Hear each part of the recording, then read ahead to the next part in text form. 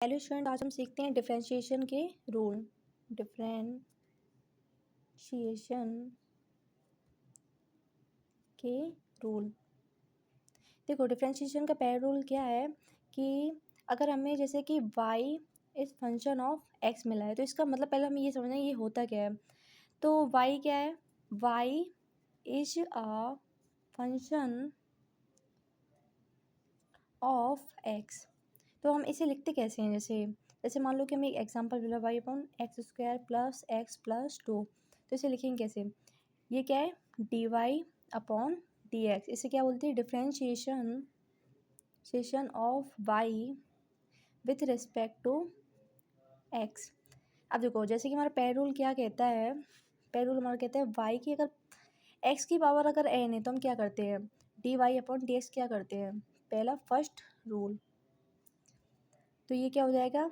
n आगे आ जाएगा nx n-1। Second rule हमारा क्या कहता है? जैसे y कांस्टेंट एक्स एन, ये के क्या है? कांस्टेंट। तो इसके साथ क्या होता है? कांस्टेंट हो जाएगा बाहर और जो पैरेलल रूल है उसे सेम वैसे लिख दो। अब जैसे कि हमारा थर्ड रूल क्या कहता है?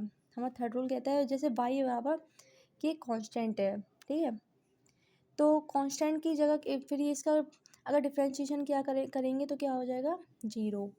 अगर हमारा फोर्थ रूल क्या कहता है? हमारा फोर्थ रूल कहता है जैसे कि y equal to sine x, इसका क्या हो जाएगा? डिफरेंशिएशन साइन एक्स का क्या हो जाता है? Cos x. हमारा फिफ्थ रूल कहता है y equal to cos x. तो देखो, डी वाई डी एक्स, हमें एक चीज़ ध्यान रखिए, जहाँ c से कोई भी शुरू होता है उसका समझ लेना उसका डिफरेंशिएशन हमेशा नेगेटिव है, तो कॉस का माइनस का साइन एक्स, ठीक है।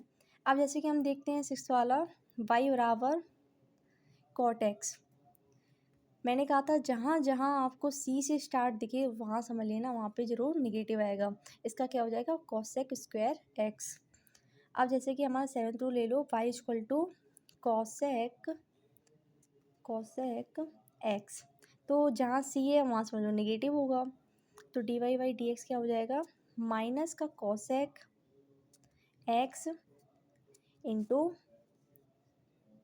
ये नेगेटिव बाहर आएगा, कॉट एक्स। हमारा जैसे कि एक और रूल है y equal to sec x, तो इसका क्या हो जाएगा? डिफरेंशिएशन सेक एक्स का हो जाता है sec x tan x. Rule number 9 क्या कहता है? y इक्वल टू अगर सेक एक्स है तो ये क्या हो जाएगा? डिफरेंशिएशन इसका